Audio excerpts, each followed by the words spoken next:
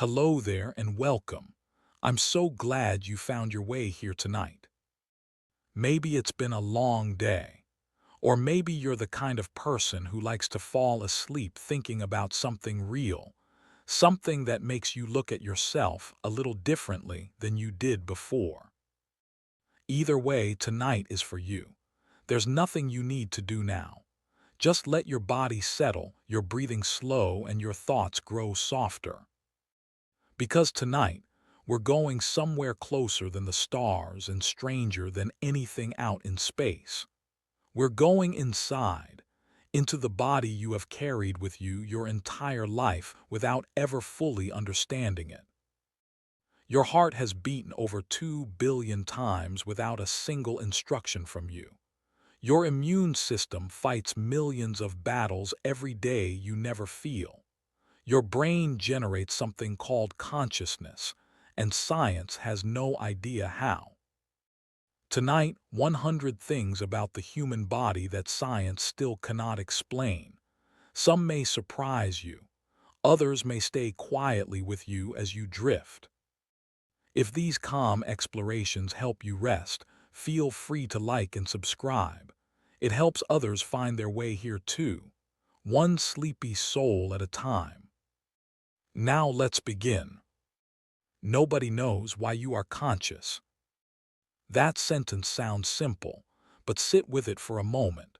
You are reading these words right now. You are aware that you are reading them. You know what it feels like to be you right here in this moment, in this room, in this body. There is something it is like to be you, a private, inner experience that no one else can access, no matter how well they know you.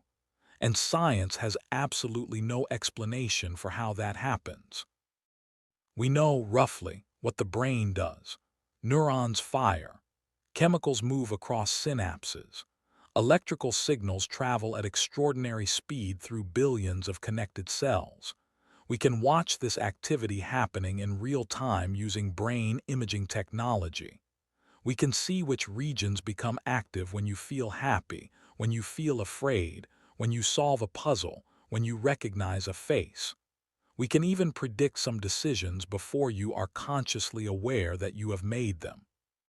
The machinery of the brain is increasingly visible to science. But none of that explains the experience itself. It explains the machinery. It does not explain why the machinery produces something that feels like anything at all. Why does the physical process of neurons firing create the sensation of redness or warmth or the particular quality of a piece of music you love? Why isn't it all just processing, information moving through circuits in the dark, with no inner experience attached to it whatsoever? A philosopher named David Chalmers gave this the name the hard problem of consciousness in 1995. The easy problems, he said, are questions about how the brain processes information, integrates signals, and produces behavior. These are scientifically difficult, enormously so, but they are the kind of problems where more research could, in principle, produce answers. The hard problem is different. Even if we had a complete map of every neuron in the brain and could track every signal in real time, we would still face the same question. Why does any of this physical activity produce a subjective experience at all? Why is there something it is like to be you, rather than nothing? This question goes by another name in philosophy. The qualities of experience, the redness of red, the taste of an apple, the particular feeling of sadness on a gray morning, are called qualia. They are the felt qualities of experience, as opposed to the functional or behavioral aspects, and qualia are exactly what science cannot explain or even fully define. Some scientists believe consciousness emerges from complexity. When a physical system becomes sufficiently complex and interconnected, experience arises from it the way wetness arises from water molecules. No single water molecule is wet. Wetness is a property that emerges at a higher level. Perhaps consciousness is similar. But this analogy has a problem.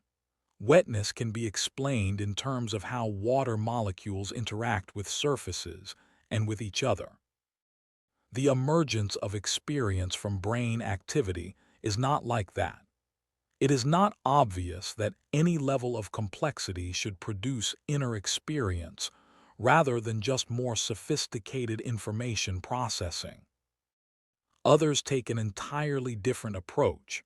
Some philosophers and a small but serious group of scientists argue that consciousness is fundamental, built into the fabric of reality itself. The way mass and charge are fundamental, not something that emerges from matter but something that matter participates in. This view is called panpsychism.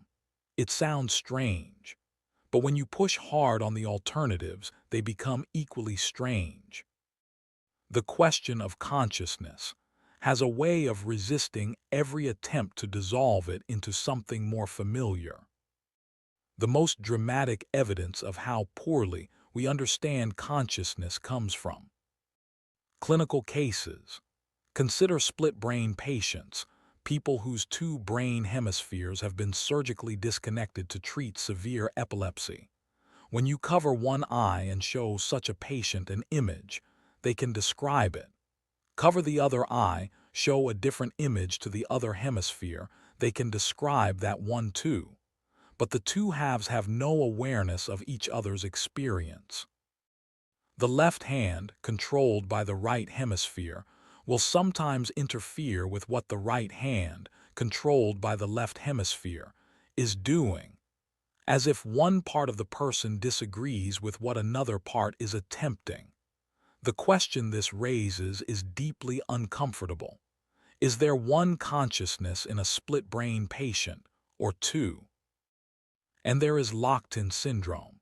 People with this condition are fully conscious, fully aware, experiencing a rich inner life, capable of complex thought and emotion, while being almost entirely paralyzed. They cannot speak, cannot move, cannot communicate except through small controlled movements of the eyes. They report vivid inner experiences. Consciousness, it appears, can exist in almost complete isolation from the body and from the ability to interact with the world. There is no agreed scientific definition of consciousness. There is no reliable test for it.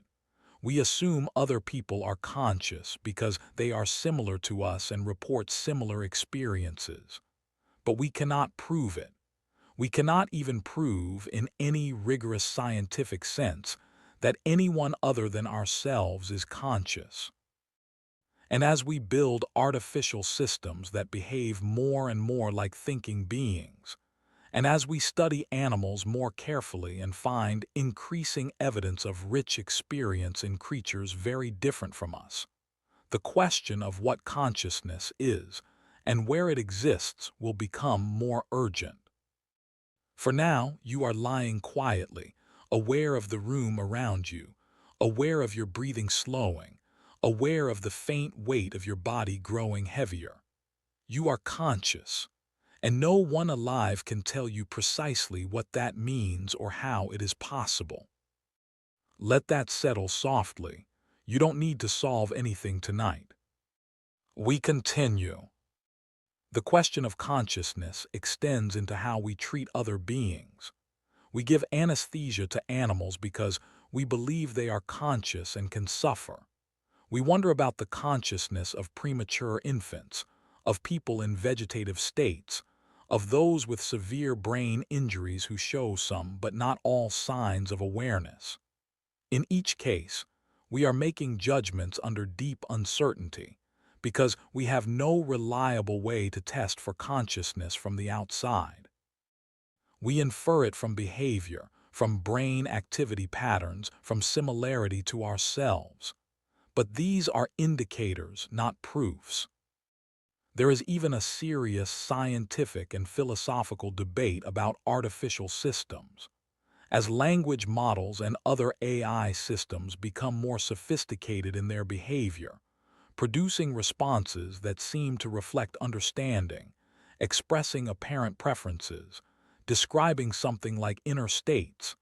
The question of whether they experience anything becomes harder to dismiss.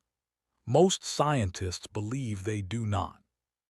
But the honest answer is that we do not know how to determine whether they do or not, because we do not understand what consciousness requires in the first place. You are lying in the dark and you are experiencing something. That experience is the most familiar fact of your life. It is also, in the deepest sense, the least explained. Science cannot fully explain why you need to sleep. Every animal on Earth sleeps. Not just mammals, not just vertebrates. Fish sleep. Insects sleep. Jellyfish, creatures with no brain in any recognizable sense, no centralized nervous system, just a loose net of neurons distributed through a radially symmetrical body, have rest cycles that look very much like sleep. Whatever sleep is, it appeared early in the evolution of life and has persisted across an enormous range of body plans and nervous systems. That universality tells us it must be doing something profoundly important. But what exactly that is remains, despite more than a century of scientific investigation, incompletely understood. This is not a small puzzle at the edge of biology. This is a central, urgent question. You will spend approximately one-third of your life asleep, more time than you will spend eating, exercising, working, or doing almost anything else you could name. And the best scientific answer to why is still a collection of partially supported theories rather than a single settled explanation. We know sleep is not optional. The evidence for this is stark. A person deprived of sleep for long enough will die. In laboratory conditions, rats kept fully awake began showing signs of serious organ damage and immune collapse within 2 to 3 weeks. Their bodies fell apart not from starvation, not from physical stress, but simply from the absence of sleep. Whatever sleep is doing, the body cannot survive without it, and D cannot compensate for its loss indefinitely.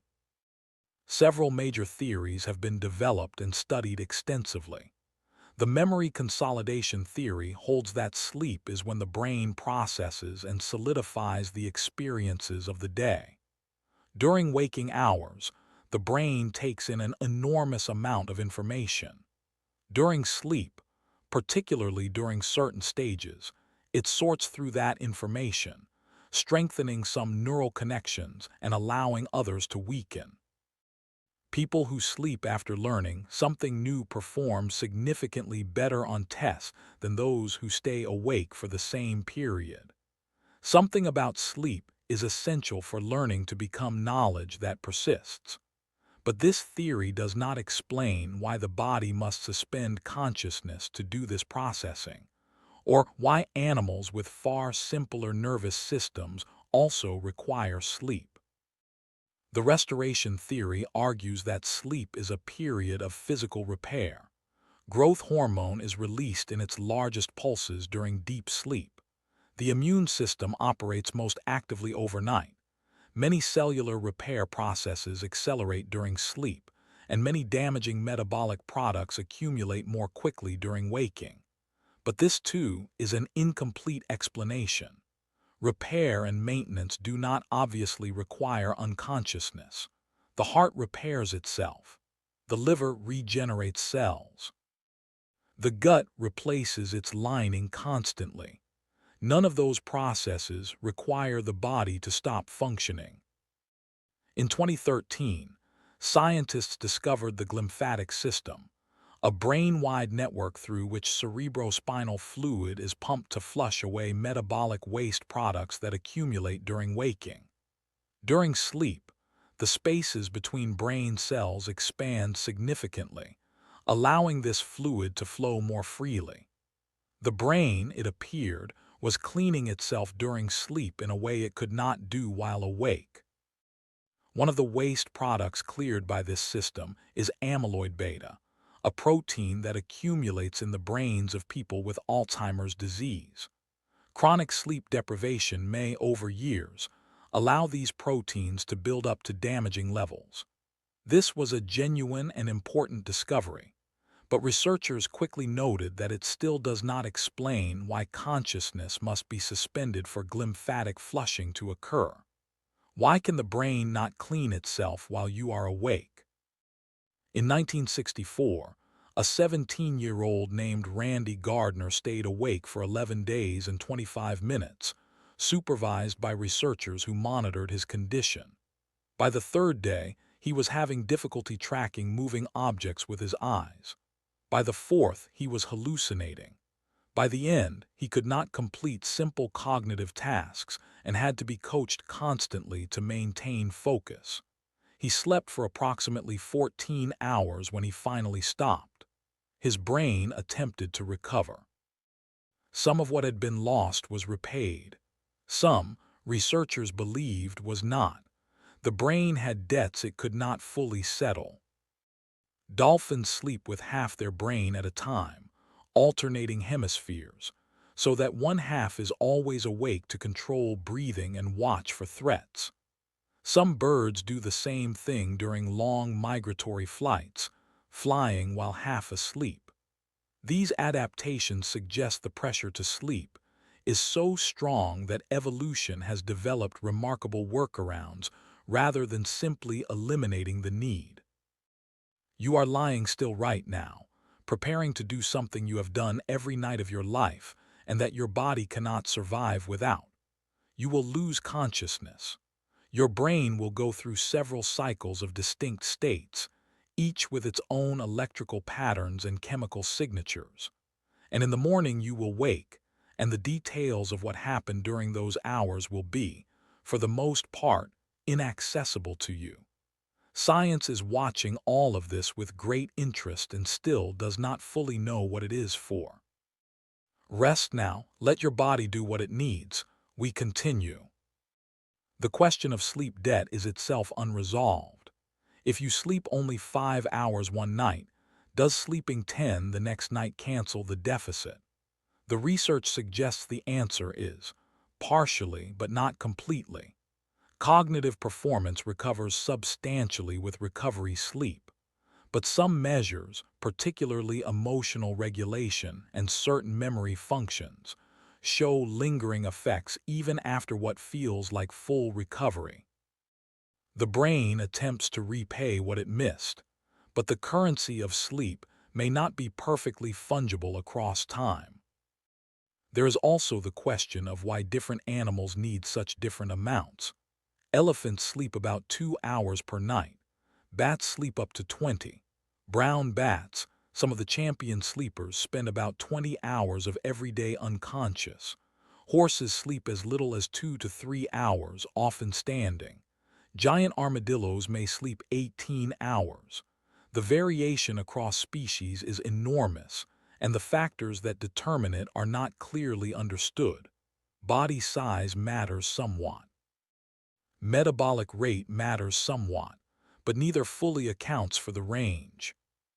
What we can say is that sleep is ancient, universal, and apparently irreplaceable. Every attempt biology has made to eliminate the need for sleep has, so far, failed. Whatever it is doing, life has been unable to find another way to do it. Nobody knows why you dream.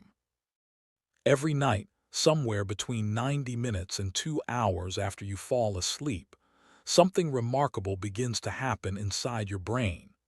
Your eyes begin moving rapidly behind closed lids, scanning, it seems, as if watching something. Your muscles become temporarily paralyzed, disconnected from the motor signals your brain is generating, so that you do not act out what is happening in your mind. Your brain enters a state of electrical activity that, on a scan, looks almost indistinguishable from waking. And then, you begin to experience a world. People you know appear in places they have never been. Impossible things happen with complete emotional authenticity.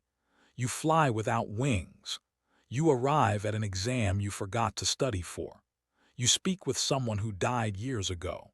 You feel joy, terror, grief, and wonder, generated entirely from within, with no external input, while you lie perfectly still in the dark. And then, within minutes of waking, most of it vanishes. The average person forgets approximately 95% of their dreams within 5 minutes of waking. A few minutes more, and almost nothing remains. The world disappears as completely as if it had never been. Why does the brain do this? What purpose does it serve to construct elaborate fictional experiences during sleep and then erase them almost entirely? After more than a century of serious scientific investigation, and after thousands of years of human fascination, there is still no agreed answer. Sigmund Freud believed dreams were the royal road to the unconscious. In his theory, the sleeping mind relaxes its censorship of repressed desires and conflicts, which then surface in disguised form as dream imagery. Dreams, for Freud, were messages from the hidden self, cryptic, symbolic, and deeply meaningful. His theory was enormously influential for decades, shaping not just psychology but literature, art, and the broader culture. Modern neuroscience has largely moved away from it. Not because Freud was entirely wrong about unconscious processes. There is good evidence for those, but because dreams do not behave the way his theory requires. People who have experienced trauma often dream about it directly and vividly, with no disguise at all. The dreams of animals, who clearly enter REM sleep and show behavioral signs of dreaming, cannot be mapped onto a theory of repressed desires. Modern theories are varied and contested.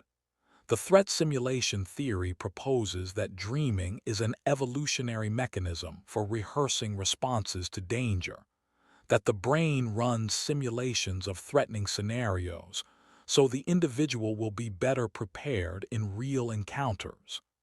This would explain why threatening and emotionally intense content is so common in dreams. But it does not explain why the simulations are so often bizarre, incoherent, and stripped of the information that would make them actually useful as preparation. The memory consolidation theory suggests that dreaming is part of the process by which the brain integrates new experiences with existing knowledge, that the strange, associative quality of dreams reflects the process of connecting new information to older memories in novel ways. This has some support, but it is not clear why this process should require the specific experience of dreaming, rather than simply occurring during sleep without any accompanying narrative.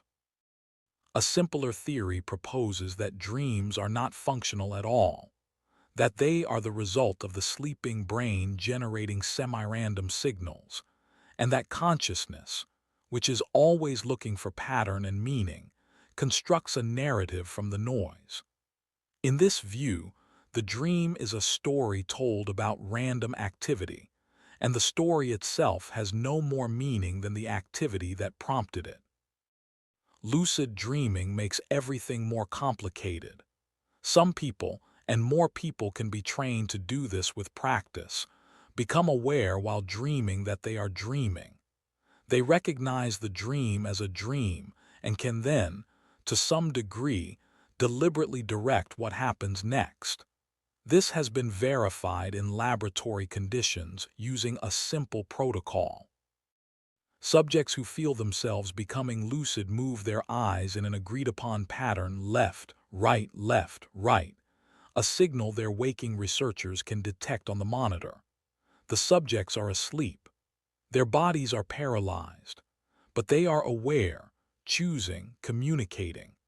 Why the brain sometimes allows this self-awareness during a state specifically defined by reduced self-awareness is completely unexplained. People who have been blind from birth do not see visual images in their dreams. They dream in other senses, rich in sound, touch, smell, and movement. This tells us that dreams are not our eplays of experience, but constructions built from whatever the dreaming brain has available. The blind dreamer's brain builds with the materials it has. Tonight, in a few hours, your brain will create an entire world out of nothing. You will live in it and feel it and forget almost all of it. And the most honest thing science can tell you about why is that it still does not know. Let the dream world come as it will. Rest now. We continue. The cultural universality of certain dream themes is one of the most striking aspects of the dreaming experience.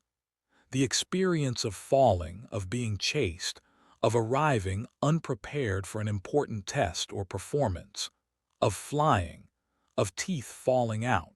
These appear in dream accounts from cultures around the world, including isolated cultures with no contact with the outside world. Something about the human brain, regardless of cultural context, produces these particular scenarios with striking regularity. What this tells us about the shared structure of the dreaming mind, and why these specific experiences are so common, is not fully understood.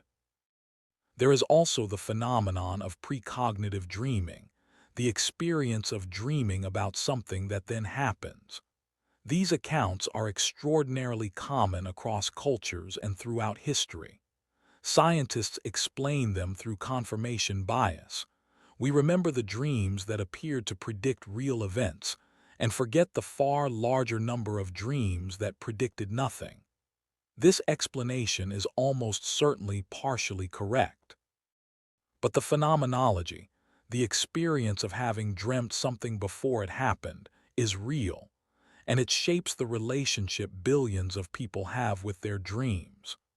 The dreaming mind touches something that feels meaningful in ways that waking analysis often cannot fully capture or dismiss. The placebo effect is real, and nobody can explain it. In clinical trials all over the world, something happens with remarkable consistency. A patient receives a pill containing nothing, no active ingredient, no medicine of any kind. Sometimes it is sugar, sometimes starch, sometimes just a capsule filled with an inert powder. The patient is told the pill may help them, and then, in a significant percentage of cases, it does. Pain genuinely reduces, measurably, not by a small amount. In some studies of chronic pain, the reduction produced by an inert pill approaches and occasionally matches the reduction produced by real medication. Depression lifts, objective symptoms improve, blood pressure drops to numbers that require explanation. Parkinson's patients, given placebos, show actual improvement in motor function because their brains release real dopamine in response to the expectation of receiving dopamine-boosting medication. The mind creates physical changes in the body, measurable, reproducible, documented physical changes, from a belief. The evidence for this is not marginal or disputed. The placebo effect is one of the most consistently replicated findings in all of medicine. Every clinical trial in the world is designed around it.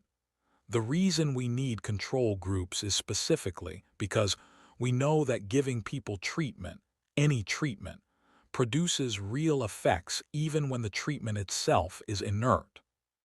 Drug companies must prove their medications work better than placebo, not just better than nothing, because placebo is already doing significant work. In the 1990s, a series of trials examined arthroscopic surgery for knee osteoarthritis. Surgeons made incisions, inserted instruments, replicated all the sounds and sensations of the procedure, and in the sham surgery group, simply did nothing else before closing. Patients in both groups improved at similar rates. Some of the best results in the trial were in patients who received no real surgical intervention at all.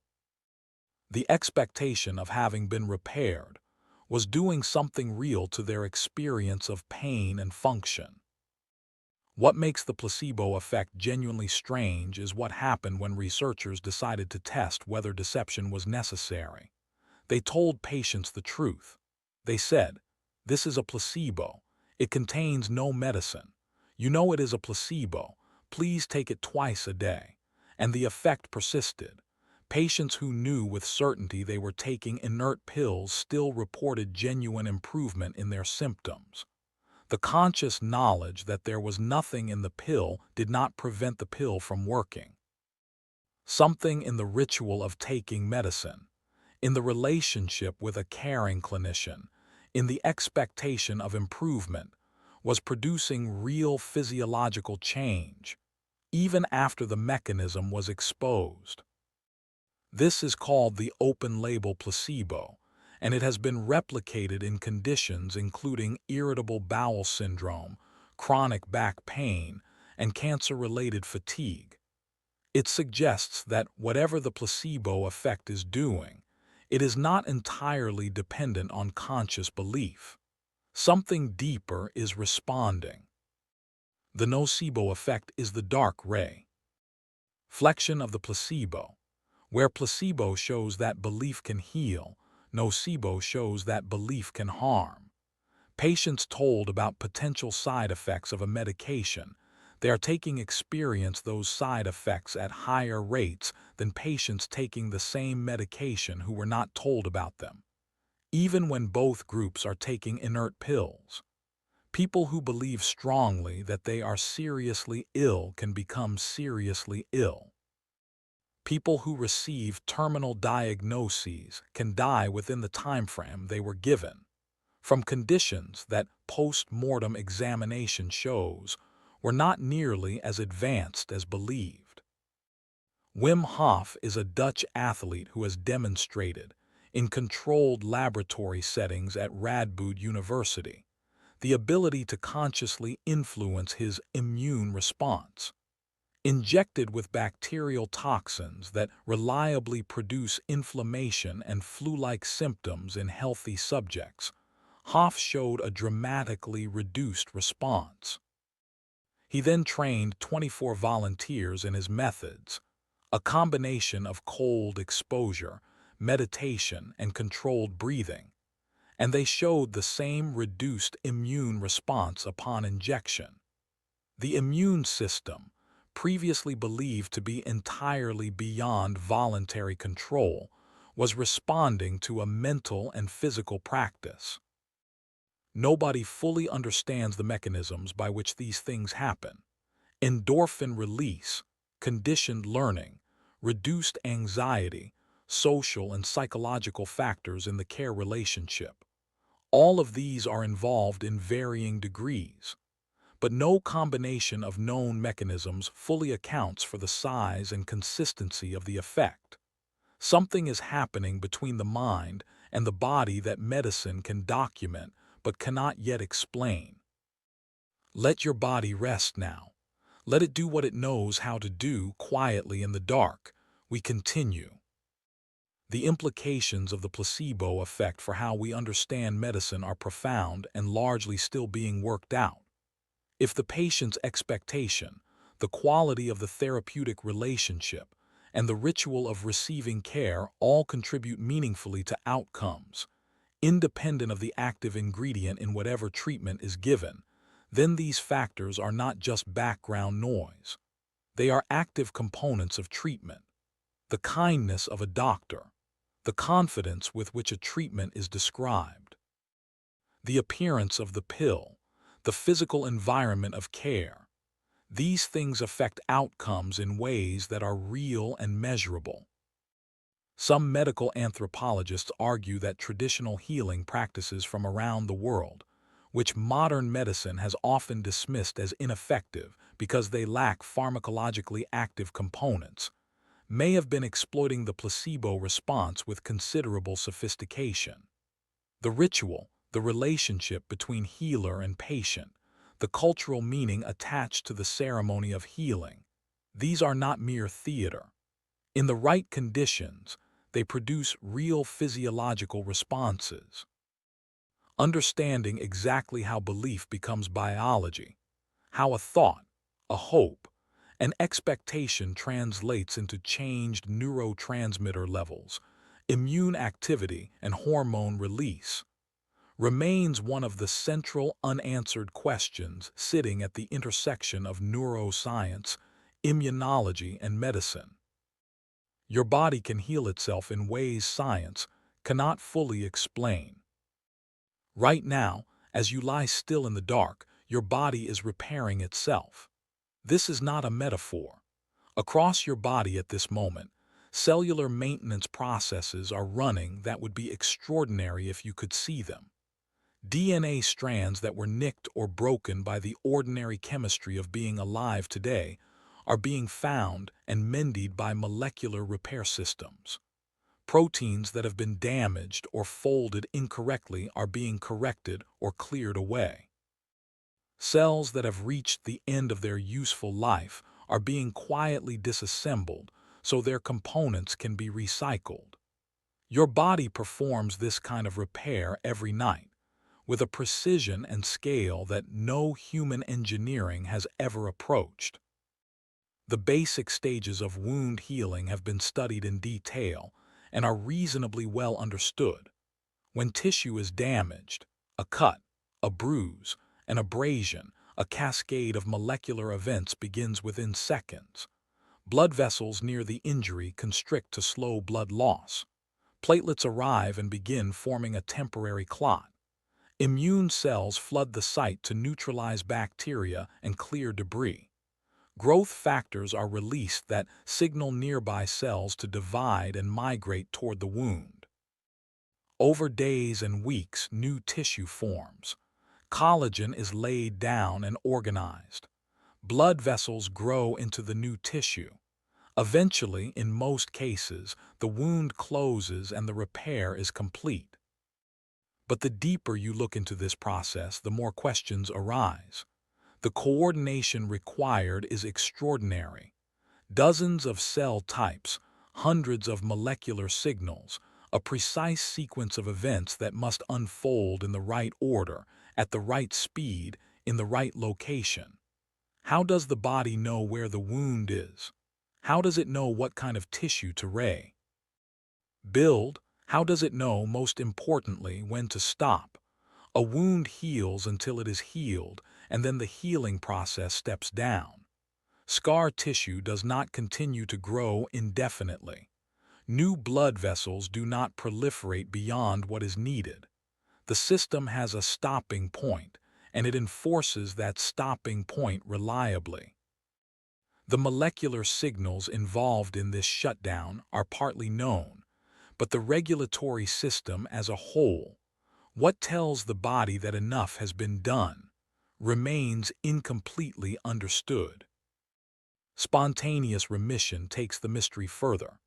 This is the medical term for documented cases in which a cancer, confirmed by biopsy or imaging, often quite advanced, retreats or disappears without any treatment that should have caused it to do so. This is rare, but it is real. It has been documented in the medical literature thousands of times. Patients with confirmed diagnoses of aggressive cancers arrive at follow-up appointments to find that tumors have shrunk or vanished. Some cases are associated with a preceding infection, particularly high fevers, which suggests that an activated immune response happened to attack the cancer as a side effect of fighting the infection. In other cases, no triggering event can be identified. The cancer simply stopped being there. Researchers studying spontaneous remission have found no reliable way to predict who will experience it or to reproduce it deliberately. It appears to involve the immune system in most cases, but the immune system is regularly in contact with early cancer cells and destroys them constantly.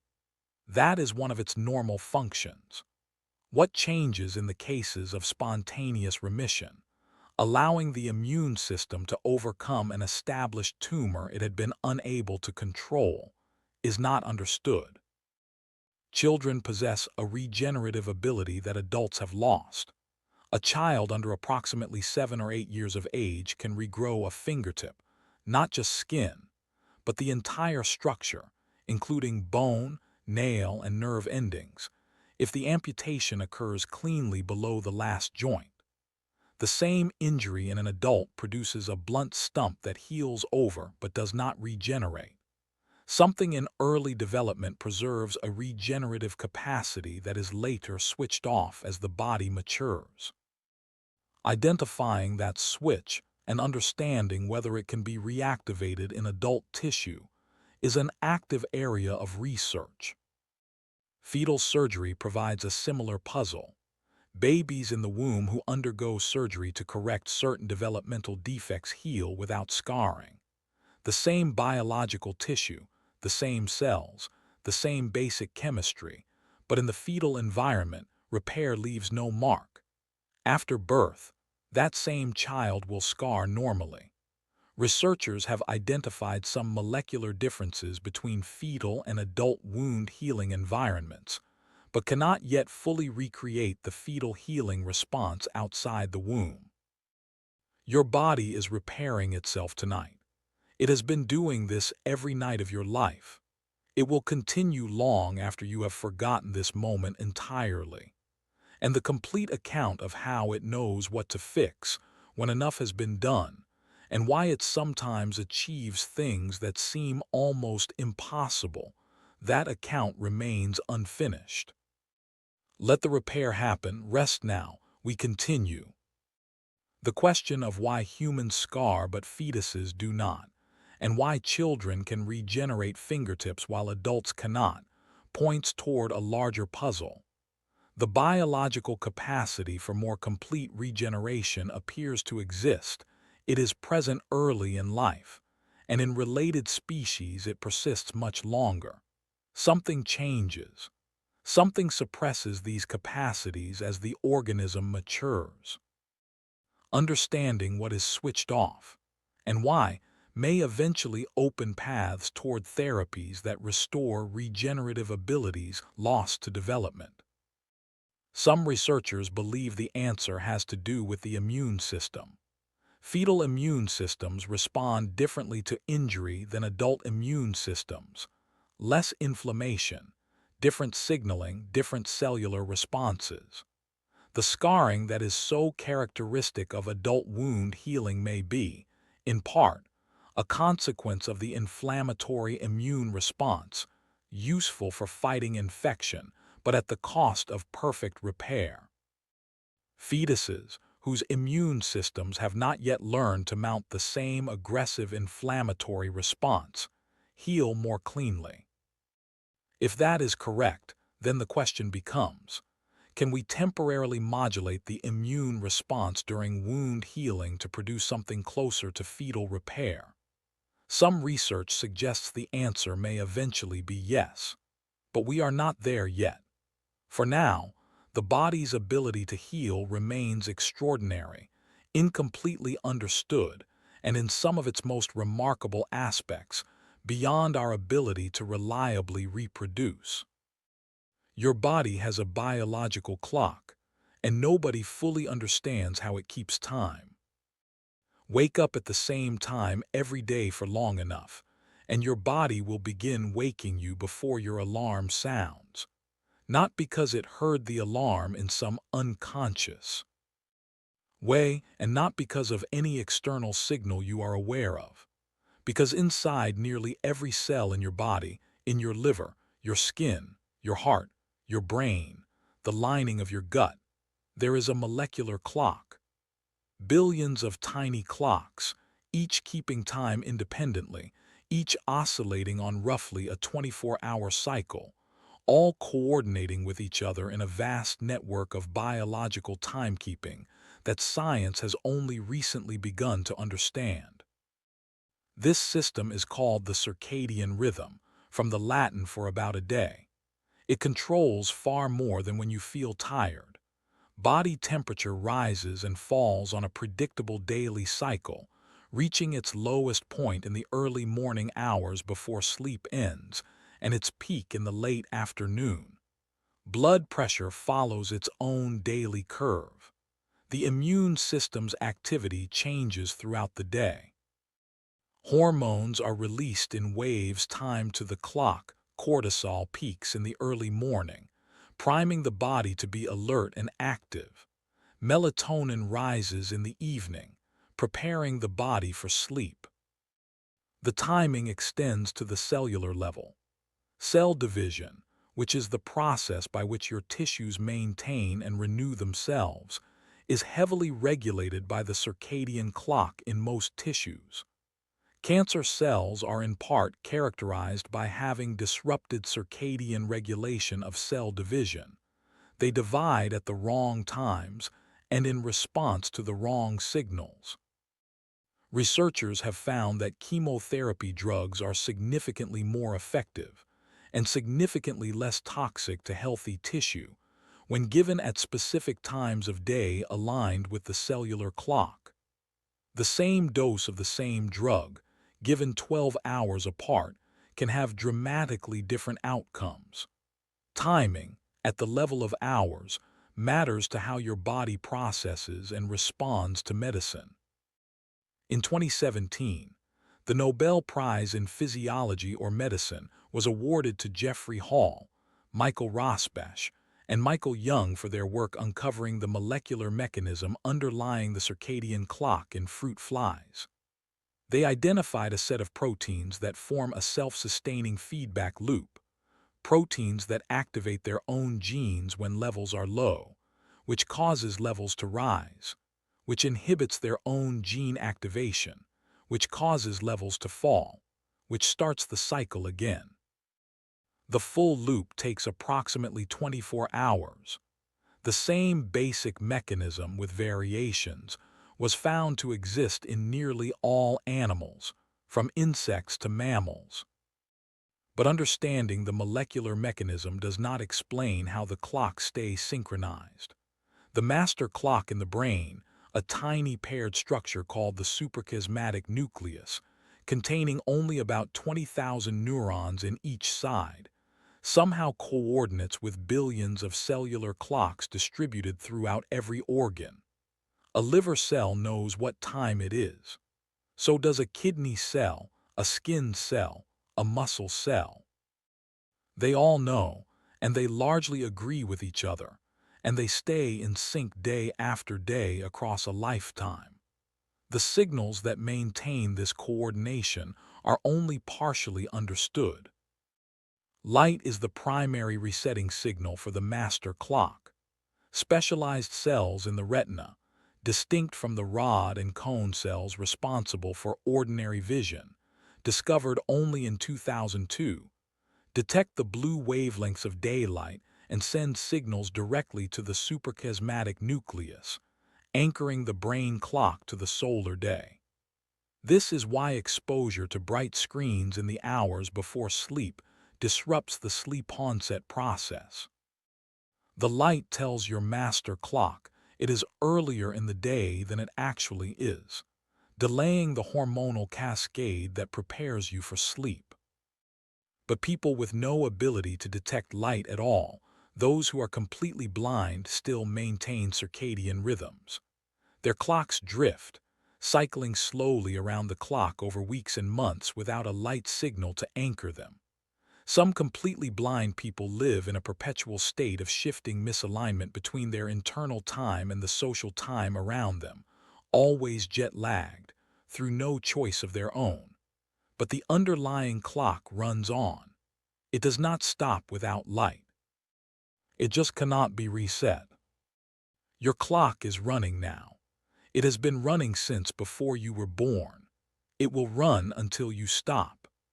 And the full explanation of how billions of molecular oscillators across your entire body stay in sync with each other and with the world outside remains one of the more quietly extraordinary unsolved problems in biology. Let the rhythm slow.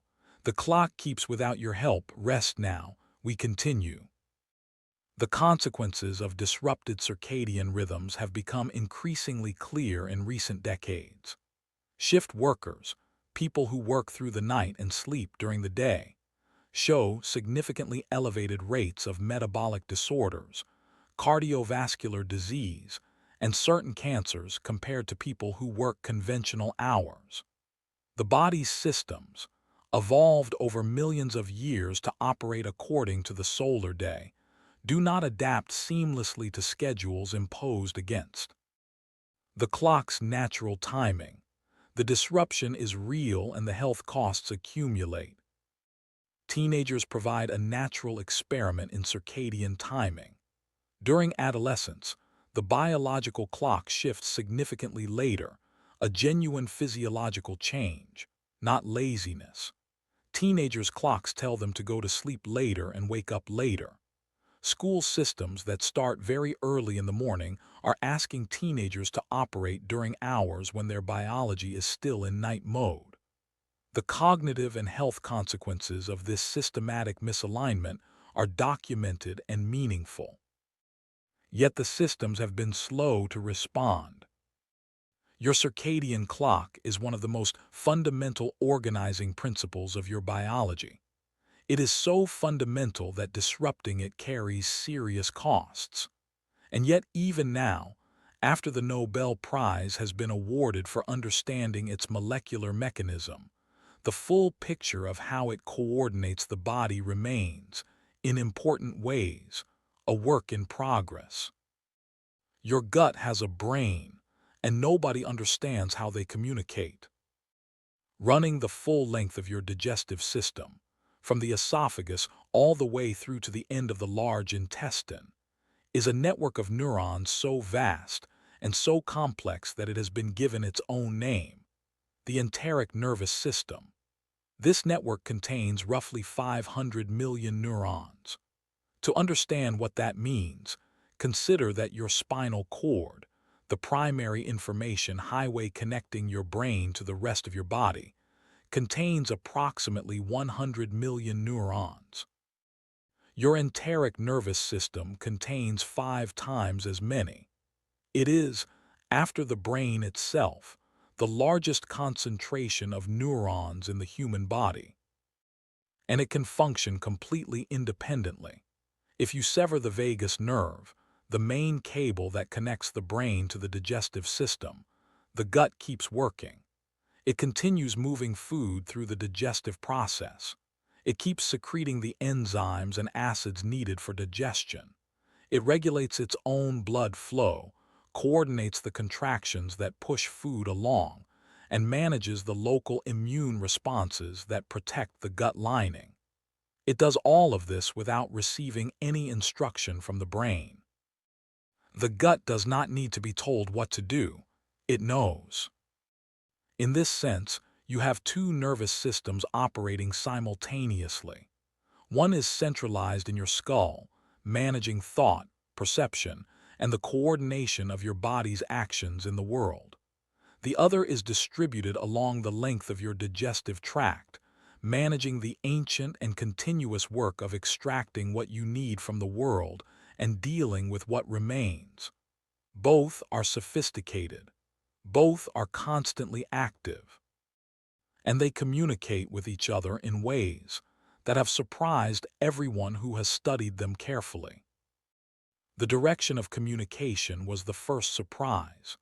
You might reasonably expect the brain to be the senior partner in this relationship, sending instructions down to the gut, directing its operations. In fact, approximately 90% of the signals traveling along the vagus nerve travel upward, from gut to brain. The gut is sending the brain far more information than the brain is sending the gut. The gut, in a very real sense, is talking more than it is being talked to. What it is saying, and what the brain does with that information, is one of the most active areas of current neuroscience, and one of the least settled. Serotonin offers one of the clearest illustrations of how unexpected this relationship is. Serotonin is a neurotransmitter closely associated in popular understanding with mood regulation. It is the primary target of the most widely prescribed class of antidepressants. Most people assume it is primarily produced in the brain. In fact, approximately 90% of the body's serotonin is produced in the gut, not in the brain. It is synthesized by specialized cells lining the intestinal wall and plays important roles in regulating gut movement and secretion. How gut-produced serotonin relates to mood, and whether it crosses the blood-brain barrier in significant amounts, remains an active area of research with no settled answer. The microbiome adds another layer of mystery. Your digestive tract is home to approximately 38 trillion microorganisms, bacteria, fungi, archaea, and viruses, that collectively weigh about 1.5 kilograms and contain roughly 150 times more genes than the human genome. These microorganisms are not passengers. They are active participants in your physiology, producing vitamins, regulating immune function, influencing inflammation, and apparently, in ways that are only beginning to be understood, affecting the brain. When researchers transplanted gut bacteria from anxious mice to calm mice, the calm mice began to display anxiety-like behaviors. The transfer worked in reverse as well. Anxious mice given bacteria from calm mice became measurably calmer. The bacteria were influencing behavior through some mechanism that involves the gut-brain connection, though the precise pathway remains unknown. Fecal microbiome transplants, introducing bacteria from a healthy donor into a patient's gut, have shown effectiveness in treating some cases of treatment-resistant depression in small clinical trials. Patients report mood changes within days of the transplant, before any change in gut symptoms would have had time to work through conventional pathways. Something more direct appears to be happening. The phrase gut feeling has been in human language for millennia, long before any of this science existed. People intuited something real. The nausea of fear, the heaviness of grief, the lightness of joy. The gut participates in these emotional states directly and substantially, not merely as a downstream responder to what the brain feels, but as an active contributor to how the whole system experiences the world. Right now, as you settle toward sleep, your gut and your brain are in conversation. They are exchanging signals in a language science has not yet translated.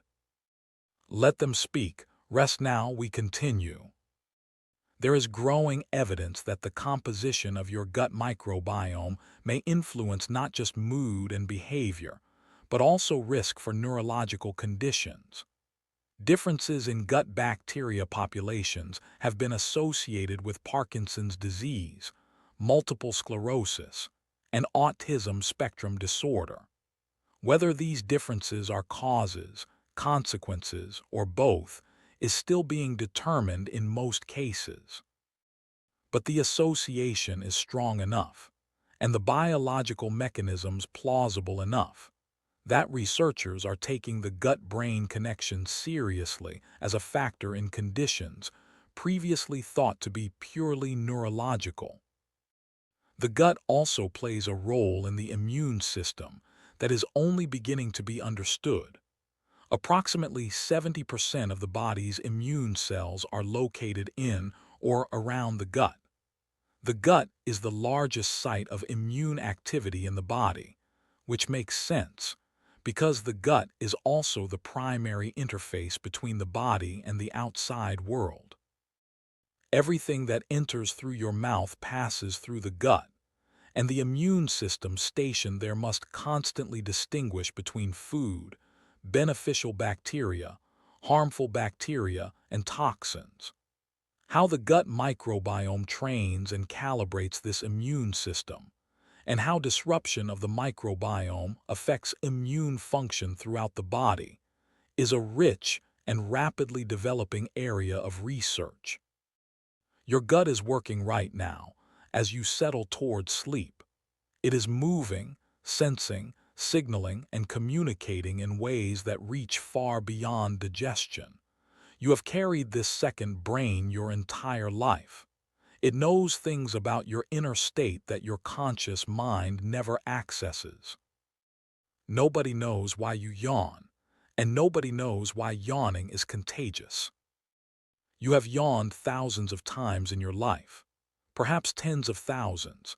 It is one of the most familiar physical sensations a human being can have, that deep, involuntary opening of the jaw, the long intake of breath, the brief, satisfying sense of release that follows. It happens when you are tired. It happens when you are bored. It happens, oddly, when you are about to do something demanding. It happens when you read about yawning, as you may be discovering right now.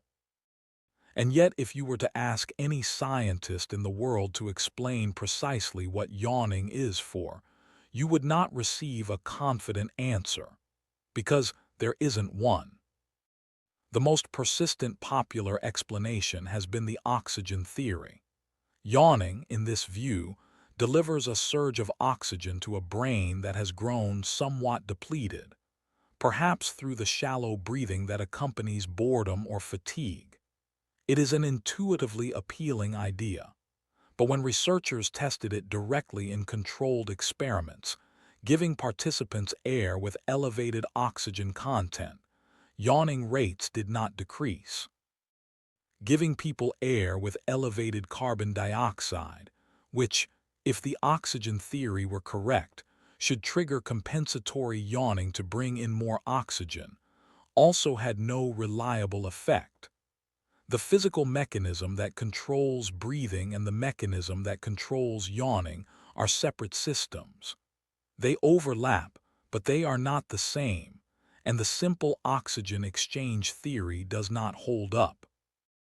A more recent theory, supported by some experimental evidence, proposes that yawning serves to cool the brain. The argument is that the stretching of the jaw increases blood flow to the head, and the deep inhalation brings cooler air into contact with the sinuses and the blood vessels near the palate, slightly reducing the temperature of blood reaching the brain. Several studies support this. Yawning rates increase when brain temperature is elevated. They decrease when people apply cold packs to their foreheads. People yawn more frequently in the morning, when body and brain temperature are rising from their overnight low. In very hot environments, where inhaled air would be warmer than body temperature and provide no cooling benefit, contagious yawning is reduced. The theory has more support than the oxygen theory, but it remains contested. It does not account for all circumstances in which yawning occurs, and the cooling effect, even if real, seems modest relative to the apparent universality and persistence of the behavior. One of the more intriguing observations is that yawning is not confined to tiredness. Athletes yawn before competition. Soldiers yawn before combat. Paratroopers have been observed yawning repeatedly before making jumps from aircraft. People yawn when shifting from one state of alertness to another, whether that shift is toward sleep or toward heightened readiness. This suggests that yawning may be involved in regulating the brain's overall arousal state, not just signaling tiredness, but marking any significant transition in alertness and preparing the nervous system for what comes next. What mechanism underlies this regulation, and why yawning specifically would accomplish it, is not known. Contagious yawning is where the mystery deepens further. The mere sight of someone yawning triggers yawning in a significant percentage of observers. So does reading a description of yawning. So does thinking about yawning. So does imagining what a yawn feels like. This effect, called contagious yawning, has been documented across cultures and is found in several other species, including chimpanzees, bonobos, dogs, and wolves. Why should witnessing another creature's involuntary physiological reflex trigger the same reflex in you? Research has linked susceptibility to contagious yawning to empathy. People who score higher on measures of empathy yawn more readily in response to others' yawns. People with conditions associated with reduced social mirroring and empathy, certain forms of autism, schizophrenia, and psychopathy, show reduced contagious yawning. Children do not reliably catch yawns until they are around 4 or 5 years old, when the social brain is more fully developed. The mirror neuron system, which is thought to underlie our ability to internally simulate the experiences of others, has been implicated in the mechanism. Dogs catching yawns from humans is particularly striking.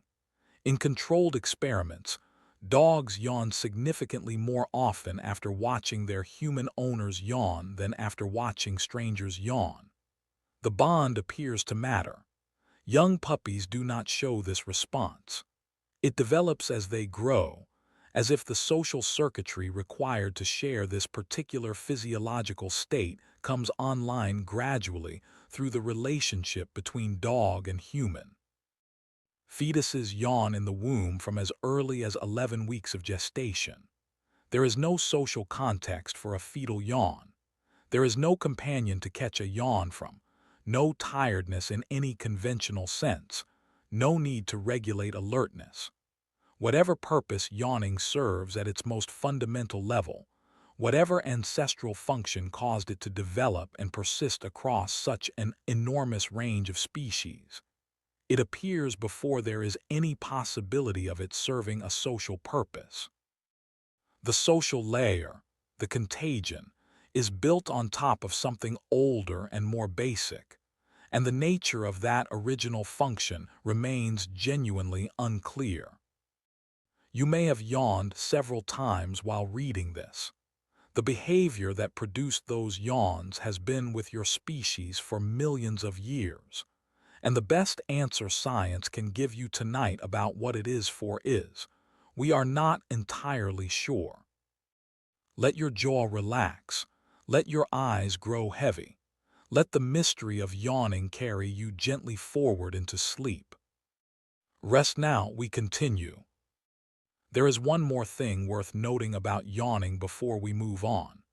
The experience of yawning itself, the sensation of the jaw stretching, the deep breath, the brief but genuine sense of release is pleasurable in a mild way. Not intensely pleasant, but clearly not aversive. If yawning were purely a reflex with no experiential quality, if it produced no sensation at all, it might still occur without being noticed. Instead, it is something you feel.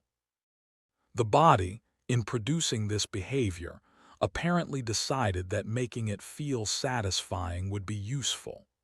Why that would be the case, why any involuntary physiological reflex should feel good, is another small question without a clean answer. What all of this amounts to, the yawn's universality across species, its appearance in the womb before any social function is possible, its later development of contagion linked to empathy and social bonding, its role in state transitions, its pleasurable quality, and the complete absence of consensus on what it fundamentally does, is a reminder of something worth carrying gently into sleep. The body is full of things it does reliably, automatically, across a lifetime, that science has not yet explained. Not because science has not tried, but because the body is genuinely more complex and more strange than our best current understanding can account for. You have been yawning your whole life. Tonight you will sleep and dream, and your body will repair itself, and your biological clock will keep ticking, and your gut will send signals your brain will interpret in ways neither of you fully understands. All of this will happen without your attention or your help. Rest now, the body knows what to do. We continue. Your immune system knows the difference between you and everything else, and nobody knows how.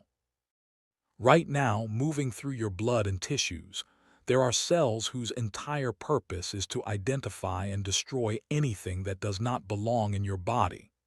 Viruses, bacteria, fungi, parasites, and cancer cells.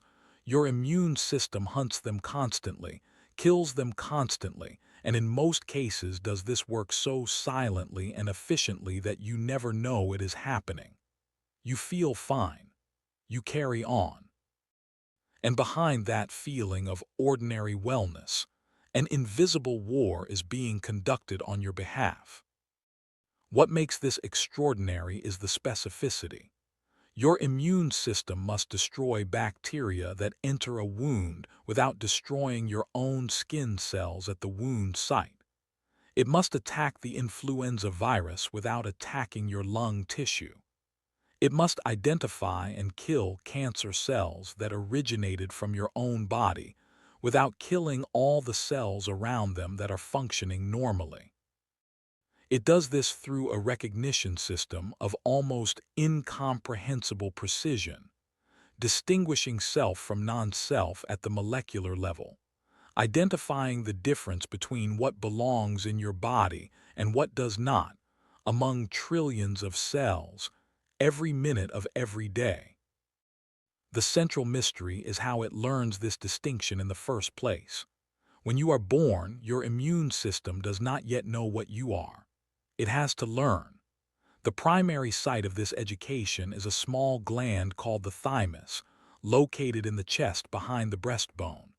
In the thymus, immature immune cells undergo a process of selection that is, from the cell's perspective, quite brutal. Cells that react too strongly to the body's own proteins are destroyed. Cells that cannot react to anything at all are also destroyed.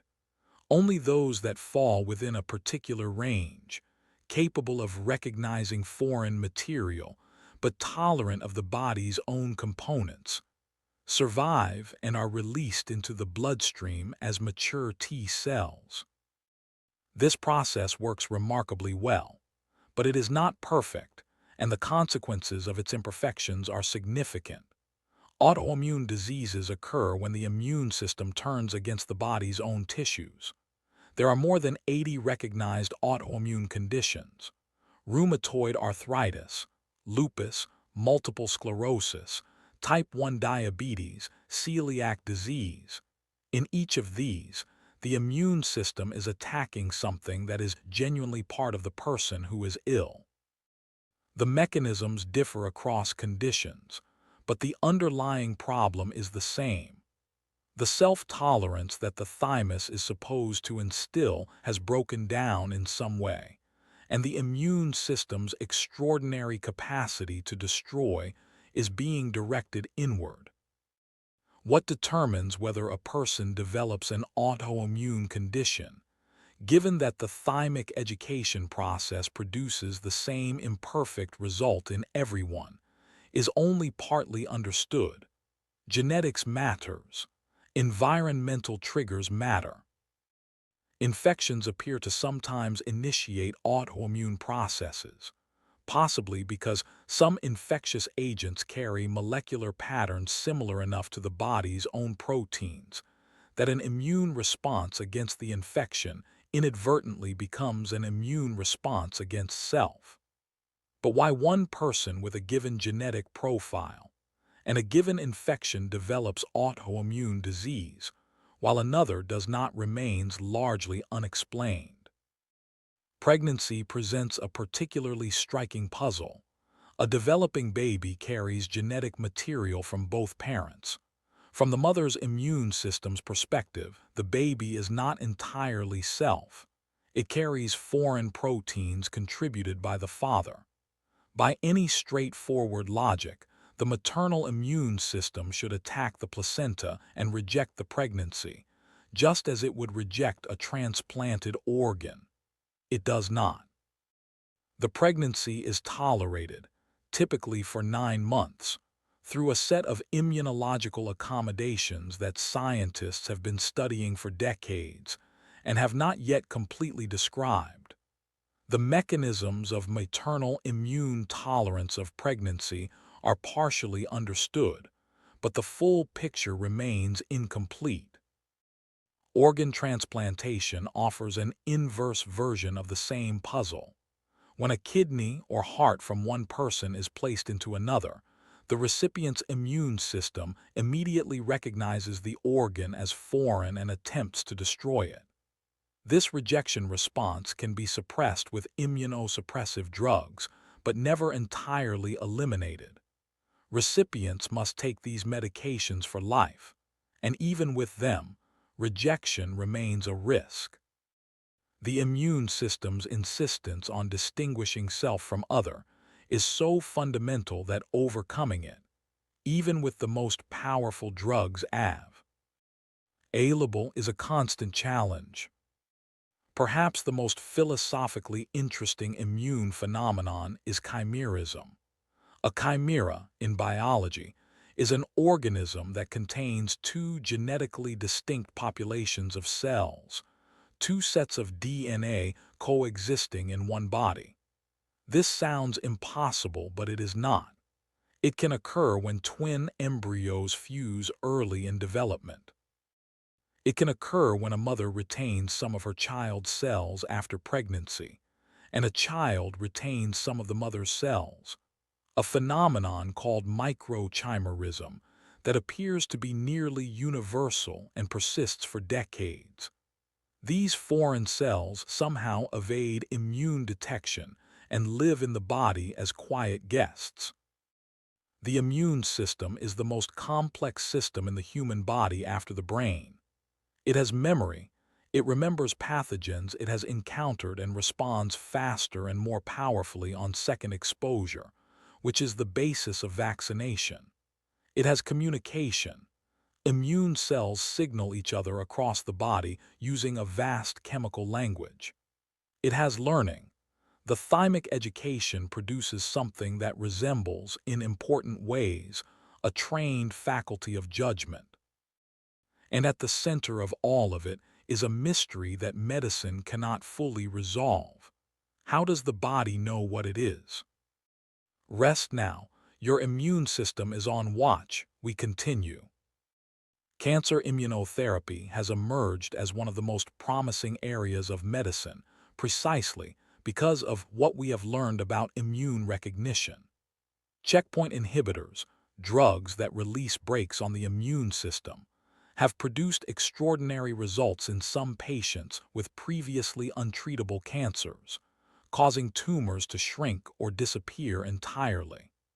They work by allowing the immune system to recognize and attack cancer cells it had been prevented from targeting.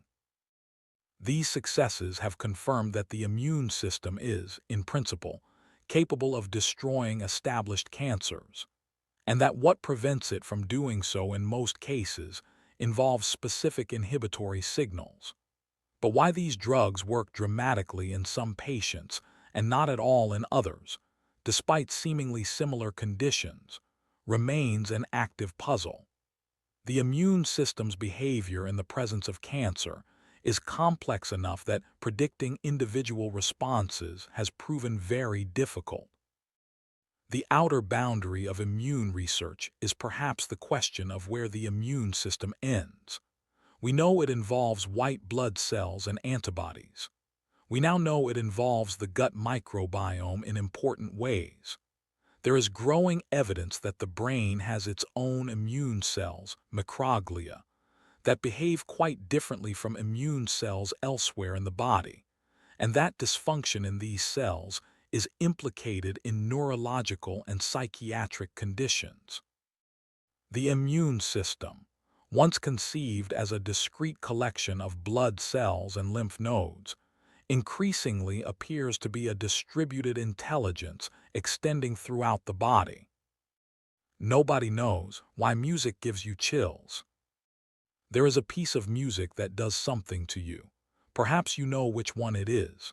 Perhaps it found you unexpectedly on a radio in a car, through someone else's speaker in a film at a moment you were not prepared for, and something happened. A sensation moved through your body, your skin raised, your spine tingled. Perhaps your eyes filled unexpectedly with tears, not because anything sad was happening, not because you were thinking anything in particular, just because a pattern of organized sound moved through the air and into your ears, and something in your body responded as if it mattered enormously. This phenomenon has a name. Researchers call it frisson, from the French word for shiver. It is sometimes called musical chills or skin orgasm, an awkward but descriptive term. It is real, measurable, reproducible in laboratory conditions, associated with specific physical responses including piloerection, the raising of the small hairs on the skin, and changes in heart rate and skin conductance. Approximately 50% of people experience it. The other half do not, even with music they deeply enjoy and in circumstances designed to maximize the effect. Scientists do not know why some people experience frisson and others do not, or what accounts for the difference. What they do know is that the experience correlates with activity in the brain's reward system, the same neural pathways involved in responses to food, sex, and addictive drugs. Music that produces chills releases dopamine in the striatum, one of the brain's primary reward centers. The release happens in two waves, an anticipatory release as the musical moment approaches, and a second release when it arrives. The brain is predicting the emotional peak and rewarding itself for the prediction, then rewarding itself again for the resolution. But why patterns of sound, vibrations in air, with no inherent nutritional or reproductive value, should activate the same reward system as things that directly support survival and reproduction remains unexplained. The universality of musical emotion adds another layer of strangeness. People from cultures with no previous contact with Western music show consistent emotional responses to Western melodies, recognizing happiness, sadness, and fear in music composed under entirely different cultural traditions. Something about the way the brain processes sound, perhaps features like tempo, pitch contour, or the interval relationships between notes, creates emotional responses that cross cultural boundaries in ways that suggest a biological underpinning. But the mechanism through which organized sound becomes felt emotion is not understood. Earworms are another mysterious feature of the musical mind.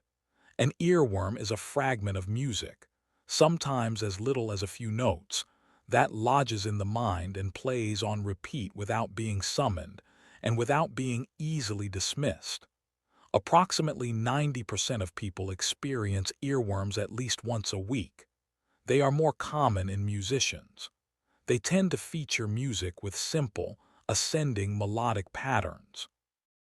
They are resistant to deliberate attempts to stop them. Trying to suppress an earworm often makes it worse. Some musical fragments appear to be especially prone to becoming earworms, suggesting something about their structure makes them particularly captivating to the brain's auditory processing systems. What that something is remains largely unknown. The therapeutic effects of music on pain and anxiety are well documented in clinical settings. Patients who listen to music during medical procedures require less sedation and report less discomfort. Music reduces perceived pain intensity in chronic pain patients. It reduces anxiety before surgery more effectively, in some studies, than pharmaceutical anxiolytics.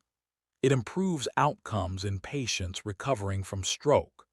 These effects are real and reproducible. The mechanisms are partially understood. Music may activate endorphin systems, may reduce cortisol, may modulate the autonomic nervous system through its effects on breathing and heart rate. But the full explanation of how sound becomes something physiologically meaningful enough to substitute, in part, for drugs remains incomplete. Lullabies deserve particular mention. Every culture on Earth has them. Not all cultures have written language, formal music theory, or complex instrumentation, but all of them have songs for quieting infants. The features of lullabies are remarkably consistent across cultures: slower than speech, melodic, repetitive, usually sung in a higher pitch than normal conversation. These features work. They calm babies across cultural contexts, including babies who have never heard music before. Something about the human nervous system from its earliest days responds to organized sound in ways that promote calm. Why? What, at the level of neural processing, is the lullaby doing? The answer is still being worked out. Let the music of your breathing be enough for now. Let those sounds carry you. Rest now. We continue.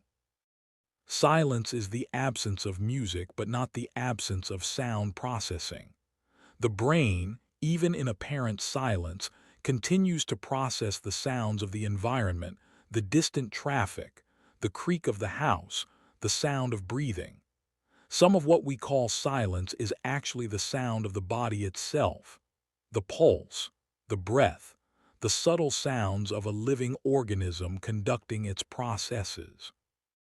When people are placed in anechoic chambers, rooms designed to eliminate virtually all external sound, many report hearing sounds that come from their own physiology. Some find this deeply uncomfortable. The absence of external sound does not produce the experience of nothing. It produces the experience of self.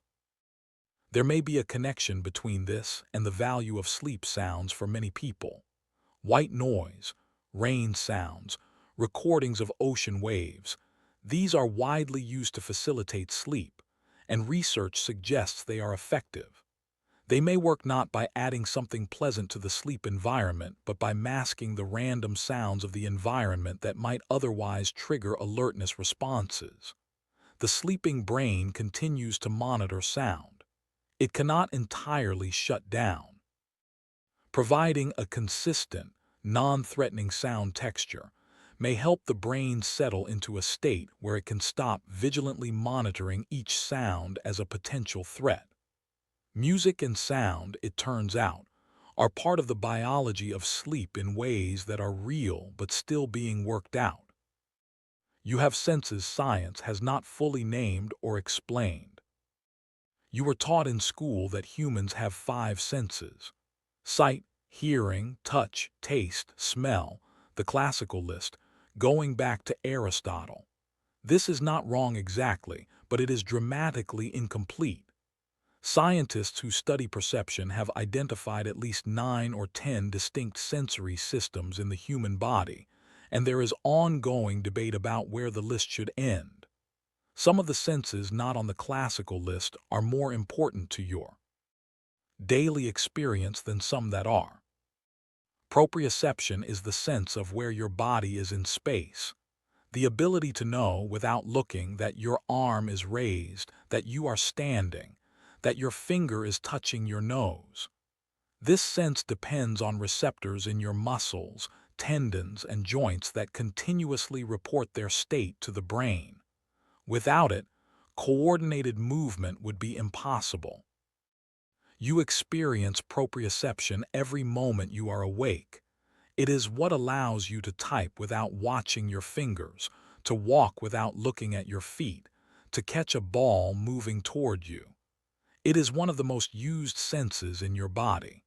It was not on Aristotle's list. Interruption is the sense of the internal state of the body: hunger, thirst, the need to breathe, the fullness of the bladder, the beating of the heart, the temperature of the organs, the general feeling of being well or unwell. This sense is processed in a brain region called the insula, and it is thought to be the neurological foundation of emotion.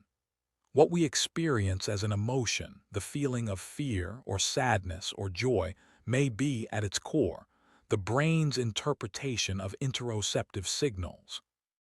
The body produces a physiological state, and the brain constructs an emotional story around what it senses from the inside. If this theory is correct, interoception is not just a sensory system, but the foundation of conscious emotional experience. It was not on Aristotle's list either. Thermoception is the sense of temperature, not just at the skin surface but throughout the body. Nociception is the sense of pain and tissue damage, a separate system from touch despite its close relationship to it. Chronoception is the perception of time, the subjective experience of duration, the sense that 1 hour passed quickly and another slowly. We experience time, but there is no identifiable organ for it, no specialized cells dedicated to it. Time perception appears to emerge from the integrated activity of multiple brain systems, rather than from any single sensory structure, which makes it philosophically interesting and scientifically puzzling. Synesthesia represents another dimension of sensory experience that science is only beginning to understand. Synesthesia is a condition in which stimulation of one sense automatically produces an experience in another. The most common form involves seeing colors when hearing sounds. Music produces vivid color experiences that differ from person to person, but are consistent within the same person over years. The letter A might always be red. The number 7 might always be yellow. A particular musical note might always produce a specific shade of blue. These experiences are involuntary, consistent, and real to the people who have them. Approximately 3 to 4% of the population has some form of synesthesia. It has been documented in association with creative ability. A disproportionate number of artists, musicians, and writers appear to be synesthetic. But why the sensory pathways that are normally kept separate sometimes share information in this way is not understood. There are also more controversial proposed senses. Some researchers have reported evidence that a small percentage of humans can detect magnetic fields, not with any conscious ability, but as a subtle influence on navigation and spatial orientation. The evidence for this is intriguing but not settled. More definitively, some people called supertasters possess a much higher density of taste receptors than average and experienced flavors, with significantly greater intensity, particularly bitterness. For supertasters, a cup of coffee that tastes mildly bitter to most people can be genuinely overwhelming. This variation in basic sensory equipment across the same species is itself remarkable. The rubber hand illusion demonstrates how easily the brain's sense of what is self can be manipulated. A rubber hand is placed in front of a person while their real hand is hidden from view. Both the rubber hand and the real hand are stroked simultaneously with a brush in the same pattern. Within a few minutes, many people begin to feel that the rubber hand is part of their body. When the rubber hand is then hit with a hammer, for instance, participants show a genuine stress response. The brain has incorporated a fake hand into its body map, based on a simple synchrony of sensory signals. You are more than 5 senses. You sense the inside of your body, the position of every limb, the passage of time, the temperature of your blood. You live in a richer sensory world than the classical list suggests, and science is still working out how many ways there are of being a body in the world. Rest now, your senses can quiet now, we continue. The vestibular system is another sense not on Aristotle's original list. The sense of balance and spatial orientation, located in the inner ear. It tracks the position and movement of the head with extraordinary precision, allowing you to stand, walk, and move through space without constantly falling over. When it malfunctions through infection or injury or the age-related degeneration that affects many older people, the result is vertigo, a disorienting experience of the world appearing to spin even when you are still. The vestibular system is so fundamental to experience that its disruption is immediately disabling in a way that disruption of less central senses is not. And yet it is rarely mentioned in introductory accounts of human perception. What all of these additional senses suggest is that the body is a far richer perceptual instrument than the classical five-sense model implies. You are not simply a brain receiving input from five windows onto the world. You are an organism whose entire surface, interior, and position in space is continuously monitored by a diverse array of sensory systems, each specialized for a different kind of information, each reporting to the brain, which synthesizes all of it into the seamless experience of being a body in the world. The seams, when you look for them, are everywhere, and each one is a pointer toward something science is still working to understand. Science cannot fully explain why you laugh. Laughter is one of the most distinctly human behaviors, or so it seems until you look at the evidence more carefully. Rats, when tickled in the right way, produce ultrasonic vocalizations in the 50 kilohertz range, above the threshold of human hearing. These vocalizations are associated with positive states. Rats seek out situations where they will be tickled, and they prefer the company of humans who have tickled them previously. Remove the ability to produce these calls, and rats become less playful and less socially engaged. They appear to be laughing, in their own frequency range, at stimuli that produce something like pleasure and play. Chimpanzees and other great apes produce a vocalization during play, a breathy, panting sound made during both inhalation and exhalation, that is distinctly different from other vocalizations and appears in social contexts that mirror human laughter. When two chimps are chasing each other playfully, or when one is being tickled, this sound emerges. It is not identical to human laughter, but it is recognizable as a cousin to it. Laughter in some form predates human language by millions of years. In humans, laughter develops before speech. Babies begin laughing at around 3 or 4 months of age, a full year or more before they produce their first words. This early laughter is social from the beginning, emerging in response to interactions with caregivers, to play, to tickling. It is not learned through imitation in any straightforward sense, because babies who are born blind and deaf laugh on the same developmental schedule as sighted, hearing babies. The capacity for laughter is built in. The neuroscience of laughter has identified some of the brain regions involved. The motor areas that control breathing and vocalization are obviously engaged. The limbic system, structures associated with emotion and reward, is active during laughter. The dopamine system appears to be involved, as it is in other pleasurable experiences.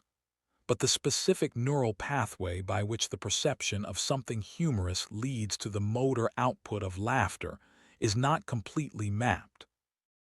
And the harder question, what makes something funny, remains almost entirely unexplained. Humor defies reduction. Theories of humor have existed for centuries. The incongruity theory holds that humor arises from the perception of something that violates expectations in a benign way, a surprise that turns out not to be threatening. The superiority theory, dating back to Hobbes, suggests we laugh at the misfortunes of others from a position of feeling superior. The relief theory, associated with Freud, proposes that laughter releases pent-up psychological tension. Each of these captures something real about some humor. None explains all of it, and none explains why the same situation strikes some people as hilarious and leaves others completely unmoved. The contagiousness of laughter is well documented. Laugh tracks in television comedy increase the rated funniness of jokes. In natural social settings, laughter is approximately 30 times more common than when alone. People are far more likely to laugh in groups than in isolation. Hearing laughter activates regions of the brain associated with facial movement, even when you are not visibly responding, as if the brain is preparing to join in. This contagion appears to serve a social function. Laughter binds groups together, signals safety and play, and synchronizes emotional states. Pathological laughter, laughter that occurs without appropriate stimulus, as a symptom of neurological conditions including stroke, multiple sclerosis, and some dementias, reveals how different the neural machinery of laugh. Ter is from the experience of humor. A person with pathological laughter may laugh convulsively without feeling anything funny. The motor output and the subjective experience can be separated. This tells us that what we call laughter is actually at least two things: a motor behavior and an emotional experience, normally coupled but capable of occurring independently. Tickling presents one of the most consistently puzzling questions in laughter research. You cannot tickle yourself. This is almost universally true and has been confirmed experimentally. Self-generated touch of any kind produces a weaker sensory response than touch from an external source. The brain predicts its own actions and damps down the sensory consequences. But the inability to self-tickle goes further than simple sensory attenuation. It appears to be connected specifically to the social and surprise elements of tickling. Tickling works when you cannot predict it and when it comes from another person. Remove either element and it stops working. This is why robots can be programmed to tickle people effectively, because even knowing the robot will tickle you, you cannot fully predict the exact moment and location. Tickling, it turns out, is fundamentally about unpredictability and social interaction, not just physical sensation. Laughter heals. This is not just a saying. Laughter measurably reduces cortisol and adrenaline. It activates the parasympathetic nervous system. It increases pain tolerance. Subjects who have laughed heartily can endure discomfort for significantly longer than control subjects. The mechanisms are partly understood, involving endorphin release and autonomic nervous system modulation. But the full explanation of why the body should have built a physical response to humor that includes genuine immunological and pain-modulating effects, why evolution should have tied the perception of the funny to health benefits, remains an open question. You will probably laugh again before you sleep tonight. That laughter, whenever it comes, will be doing something real in your body. And the full account of what that is remains, like so much else about you, beautifully unfinished. Rest now, let a small smile be enough, we continue. The relationship between laughter and social bonding operates at a deeper level than simple mood elevation. Studies of naturally occurring laughter in social settings find that people laugh most in the presence of others they feel close to, and that shared laughter is a strong predictor of relationship satisfaction and closeness. Couples who laugh together in laboratory settings show higher relationship quality on follow-up assessments.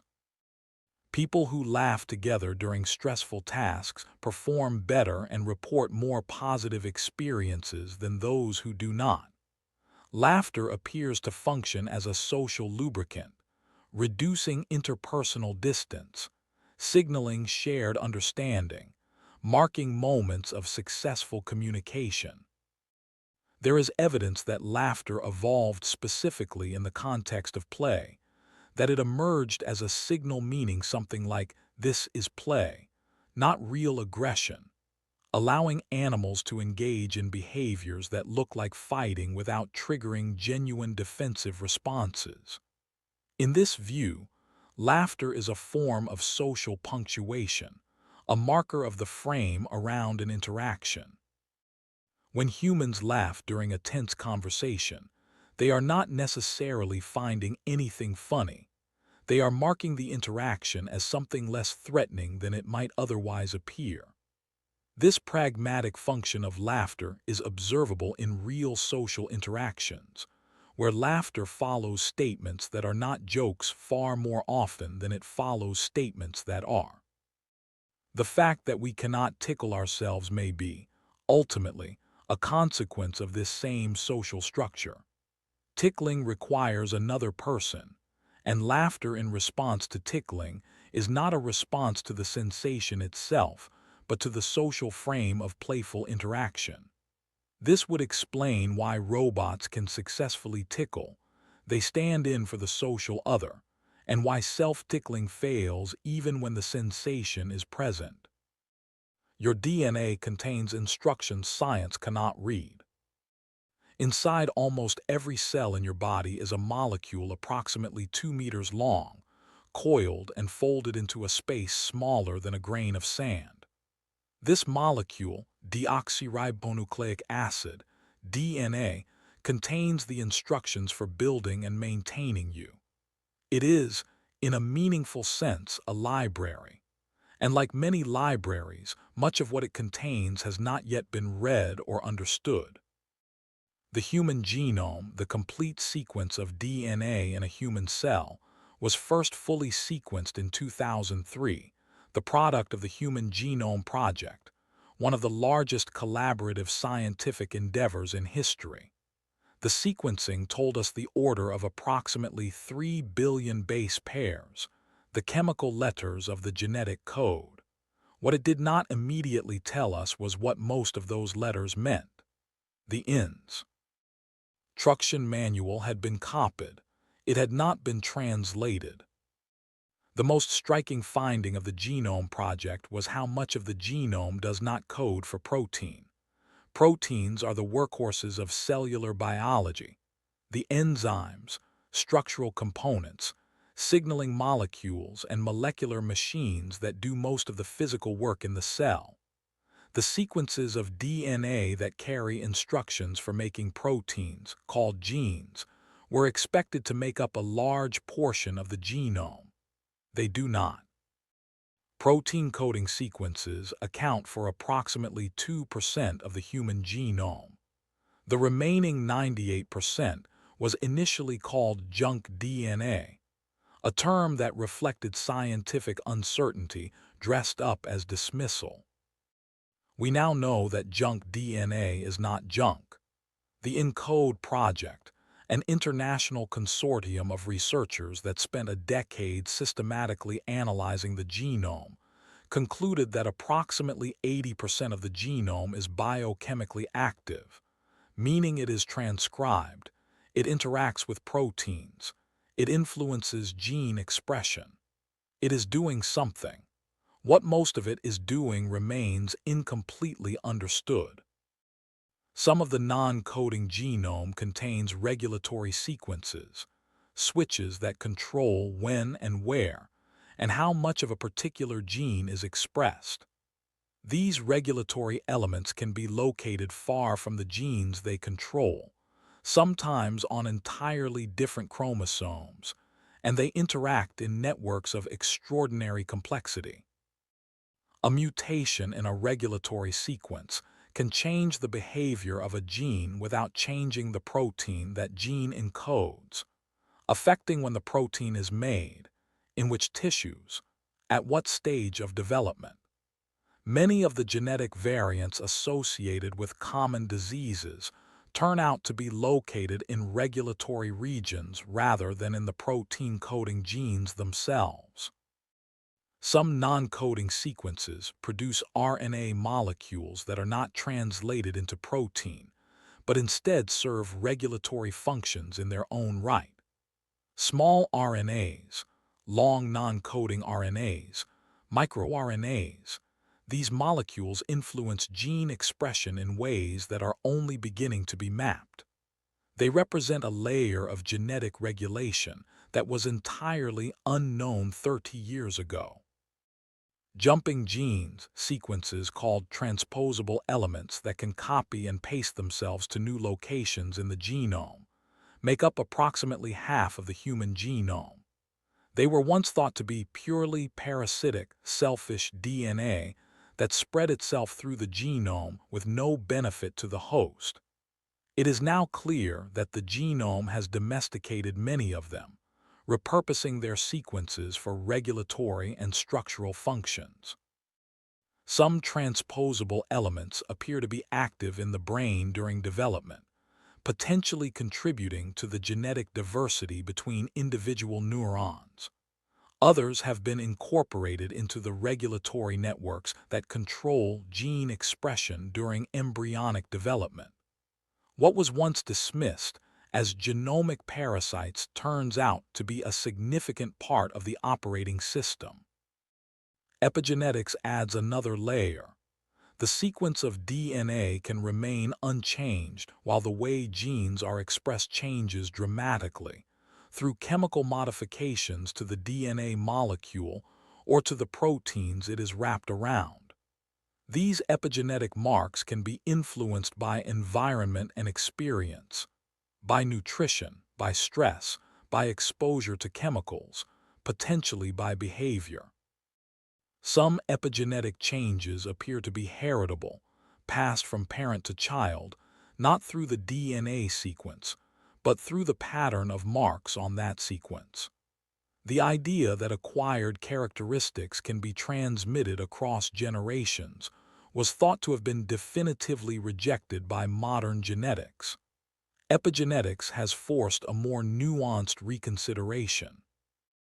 You carry, in every cell, a library written in a language that is only partially translated. Most of the library has been indexed. The content of most of it remains unknown. And what we have learned so far suggests that the parts we do not understand are not empty pages. They are filled with instructions in a grammar science is still learning to read. Rest now. The library is quiet tonight. We continue. The role of non-coding RNA is one of the most rapidly developing areas of genomics. MicroRNAs, tiny RNA molecules that do not code for protein, were discovered in the 1990s and have since been found to regulate the expression of thousands of genes. They work by binding to messenger RNA molecules and preventing them from being translated into protein, effectively silencing specific genes in specific contexts. Thousands of microRNAs have now been identified in the human genome, each affecting multiple target genes, operating in networks of regulation whose full complexity has not been mapped. Long non-coding RNAs are a more recently characterized category, and their functions are even less well understood. Some appear to act as scaffolds, bringing together proteins that then regulate gene expression. Others appear to influence the three-dimensional folding of the genome, which affects which genes are accessible for transcription.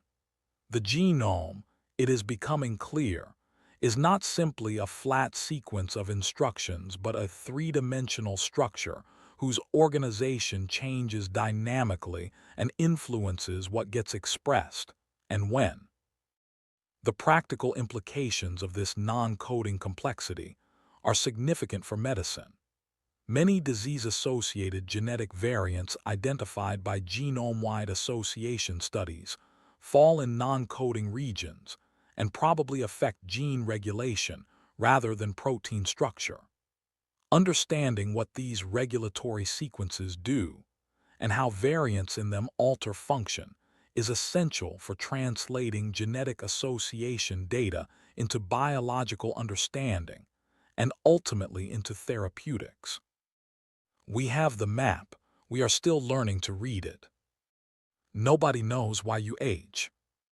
Every cell in your body contains, among many other things, a set of repair systems, molecular machines that scan DNA for damage and fix what they find, mechanisms that identify misfolded proteins and either correct them or mark them for disposal, processes that clear away cellular debris and recycle its components. Your body has invested enormously in maintenance, and yet, despite all of it, the body ages. The repairs become less perfect over time. Damage accumulates. Systems that worked reliably begin to fail. And eventually, inevitably, the organism that has been repairing itself for decades stops being able to keep up. Why? This is one of the most fundamental and most contested questions in biology. Aging is not a disease in the conventional sense. It is not caused by an invading pathogen or a single malfunctioning gene. It is a process, unfolding across decades, affecting virtually every system in the body. And despite enormous research investment and genuine scientific progress, the explanation of why it happens is still incomplete. The most famous theory of aging involves telomeres. Telomeres are protective caps at the ends of chromosomes, repetitive sequences of DNA that do not code for anything but serve a structural function, preventing the chromosome ends from being recognized as damage and from fusing with each other. Each time a cell divides, the telomeres shorten slightly, because the cellular machinery that copies DNA cannot fully replicate the very ends of chromosomes.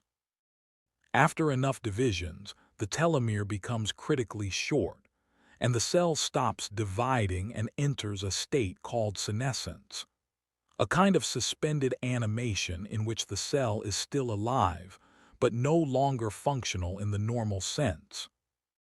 This telomere shortening mechanism is real and important, but it is not the whole story of aging, or even most of it. Many of the tissues most affected by aging, neurons in the brain, most heart muscle cells, do not divide at all in adults, and therefore do not lose telomere length through division. Something else must account for their deterioration. And mice engineered to have very long telomeres do not live dramatically longer than normal mice. The relationship between telomere length and lifespan is real, but not as direct as early theories suggested. Senescent cells present their own puzzle. When cells stop dividing and enter senescence, they do not simply become neutral. They become actively disruptive, secreting inflammatory signals that damage the cells around them, altering the tissue environment, contributing to the chronic low-grade inflammation that characterizes aged tissue. Clearing senescent cells from the bodies of old mice using drugs that selectively destroy them has produced remarkable results in some studies. Mice treated in this way show improvements in physical function, grip strength, walking speed, and other measures of biological youth. Some live longer. Human trials of senolytic drugs are underway. The free radical theory of aging proposed that damage from reactive oxygen species, highly reactive molecules produced as byproducts of cellular metabolism, accumulates over time and drives aging. This theory was enormously influential and is partially supported by evidence. But antioxidant supplementation, which should theoretically slow the accumulation of this damage, has not been shown to extend lifespan in well-designed trials, and some studies have found the opposite. The relationship between oxidative damage and aging is real but more complex than early theories suggested. Some animals age so slowly that they have been called biologically immortal. Hydra, Small freshwater animals related to jellyfish show no measurable increase in mortality rate with age. Tortoises show very little. Naked mole rats, small African rodents that live in underground colonies, show almost none of the age-related increases in cancer and mortality that other mammals of similar size show. Some individual naked mole rats in captivity have lived more than 30 years, roughly 10 times longer than a mouse of similar size. Studying what is different about their biology has become a significant area of research, but definitive answers about why they age so differently from other mammals have not yet emerged. The deepest question about aging may be why evolution allowed it to happen at all. Evolution is generally expected to favor traits that increase survival and reproduction. An organism that repaired itself indefinitely and never aged would presumably have more offspring than one that deteriorated. Several evolutionary theories of aging have been proposed to explain this paradox, but none has achieved consensus. The most widely discussed suggests that evolution's power to select against harmful traits weakens dramatically after the reproductive period, that genes causing damage in old age are effectively invisible to natural selection if they are neutral or beneficial earlier in life. But this, too, is a partial explanation. You are aging right now, at the cellular level, in ways that are real and measurable. And the full explanation of why, of what aging fundamentally is and whether it is truly inevitable, remains one of the great open questions of biology. Rest now. Tonight let the repair systems work. We continue. The question of whether aging is inevitable is increasingly being asked in earnest rather than as philosophical speculation. Several research groups are pursuing what they describe as aging itself as a target for intervention, not treating specific age-related diseases one by one, but addressing the underlying processes that cause the body to become more vulnerable to all diseases simultaneously. If aging is a process that can be understood mechanically, the argument goes, it may be a process that can be slowed, halted, or partially reversed. Some of the most striking evidence that aging is not simply inevitable in its current form comes from caloric restriction studies. In every organism tested, from yeast to worms to flies to mice to rats, reducing caloric intake by 20 to 40% without causing malnutrition extends healthy lifespan by a significant and sometimes dramatic amount. The extension in mice can exceed 30%. The molecular pathways involved, particularly a nutrient-sensing protein complex called mTOR, have been identified, and drugs that mimic some effects of caloric restriction are being tested in clinical trials. Whether these interventions translate meaningfully to humans remains to be seen. But the fact that a simple dietary manipulation can so consistently extend lifespan across such an enormous range of organisms strongly suggests that the aging rate is not fixed by biology at its current setting. You are aging as you read this, as you always are. The cells in your skin are a different age from the cells in your gut. Your neurons are roughly the age you are, since most of them have been with you since early development. Your red blood cells are about 4 months old. Your skeleton is being continuously renewed and is, on average, about 10 years old. You are not a single age but a collection of ages, maintained by systems that are still operating, still repairing, still trying to hold the whole thing together. And why the whole thing eventually cannot be held together, that question is still open. The body you are living in right now is still a mystery. We have mapped the genome. We have identified most of the proteins the body produces. We have cataloged the cell types in most tissues. We have traced the neural pathways of the brain in unprecedented detail. We have split atoms and landed on the moon and built machines that can perform calculations no human mind could complete in a lifetime. And yet the body you have been living in every moment of your existence, the body breathing right now, the heart beating in your chest, the brain generating the experience of reading these words remains, in its most important features, incompletely understood. Consider what you have learned tonight. Nobody knows why you are conscious. Nobody knows why you need to sleep, or what exactly sleep is doing, or why the body cannot survive without it. Nobody knows why you dream, or whether dreams serve any purpose, or why the brain constructs vivid worlds only to erase them almost completely within minutes of waking. Nobody fully understands the placebo effect, or how belief becomes biology, or how the mind changes the body in ways that sometimes look almost impossible. Nobody can fully explain how the body heals, why fetuses scar less than adults, or what determines whether a cancer retreats. Nobody has cracked the circadian clock, how billions of molecular oscillators in every cell of your body stay synchronized with each other and with the solar day. Nobody understands how the gut-brain communicates with the brain in your skull, or why the gut produces so much of the chemical that people associate with happiness. Nobody knows why you yawn. Nobody knows why music gives you chills.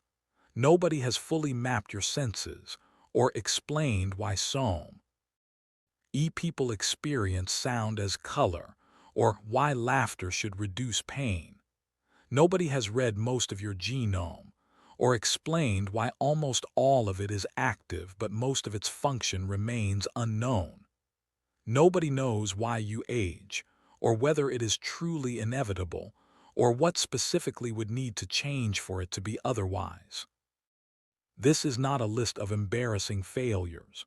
It is a list of the most honest description available of where science actually stands with respect to the body that every human being inhabits. And there is something quietly remarkable about that list. These are not obscure questions at the edges of biology. They are questions about the most central, most obvious, most constantly experienced facts of human existence. The consciousness you use to think about these questions. The sleep that your life depends on. The dreams that visit you most nights. The laughter that catches you off guard. We know an extraordinary amount about the body. The history of medicine is one of the most impressive intellectual achievements of the human species. A centuries-long project of careful observation, experimentation, and insight that has saved billions of lives and transformed what it means to be sick and to heal. The genomic revolution has given us tools for understanding and treating diseases that would have seemed like science fiction 50 years ago. The neuroscience of the last 3 decades has illuminated the brain in ways that were genuinely not possible before. The discoveries are real, and they are accumulating. And in the middle of all that knowledge, the mysteries persist. Not because scientists are not looking, they are very hard with very good tools, but because the body is genuinely more complex, more subtle, and more strange than the frameworks available to us can yet fully capture. You have been inside this body every moment of your life. It has breathed for you when you forgot to think about breathing. It has kept your heart beating through every sleeping hour without being asked. It has fought millions of infections you never knew you had. It has repaired damage while you went about your days entirely unaware. It has generated your thoughts and your feelings and your sense of being a self in the world. And it has done all of this while remaining, in its most fundamental ways, a mystery even to the people who spend their lives trying to understand it. That is not a reason for anxiety. It is, if anything, a reason for a particular kind of wonder. You are carrying something extraordinary, something science is still learning to read, something that knows things about itself that it has never been able to explain. Let your breathing slow now. Let your thoughts grow lighter. The questions can rest. The body already knows what to do. Sleep well and good night. There is a particular quality to not knowing that is worth sitting with as you drift towards sleep. The mysteries of the body are not like the mysteries of a puzzle where all the pieces exist and just need to be arranged. They are open questions in the sense that the concepts needed to fully answer them may not yet exist. The hard problem of consciousness may require an entirely new framework for thinking about mind and matter, one that nobody has yet developed. The explanation of why sleep is necessary may require a deeper understanding of what metabolism and information processing actually are at the level of living systems. The question of why the body ages may require a theory of biological time that does not yet exist. This is normal in science. The history of science is full of moments where the right framework did not yet exist, and problems that seemed intractable suddenly became solvable once the right conceptual tools were developed. The discovery that diseases were caused by microorganisms was not just a finding. It was a new framework that made thousands of previously inexplicable observations suddenly understandable. The discovery of DNA was not just a chemical finding. It was the key to a whole new language for describing how living things work and reproduce and evolve. The next such frameworks are being developed right now, in laboratories and offices, and during long walks where someone is turning an idea over, trying to understand whether it is actually right.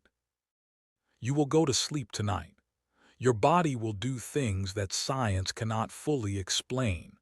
And somewhere, someone is working late, puzzling over the data, trying to understand why.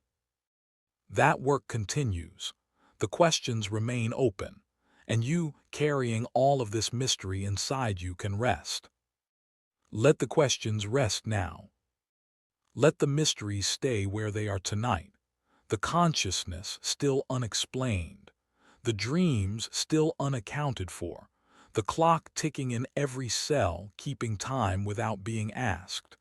The gut whispering things to the brain in a language not yet translated. Let all of it go quiet. You don't need to understand any of it for it to work. Your body does not require your comprehension. It has been doing all of this, the breathing, the repairing, the dreaming, the keeping of time, long before you knew any of these questions existed, and it will continue long after tonight. Let your shoulders soften. Let your breathing slow. Let your thoughts grow lighter and then lighter still until they are barely thoughts at all. If these calm explorations helped you find some quiet tonight, feel free to like and subscribe. It helps others find their way here too, one sleepy soul at a time. There may be another journey waiting for you on the screen, but for now, all you need to do is rest. The body knows what to do in the dark. It has always known. Sleep well and good night.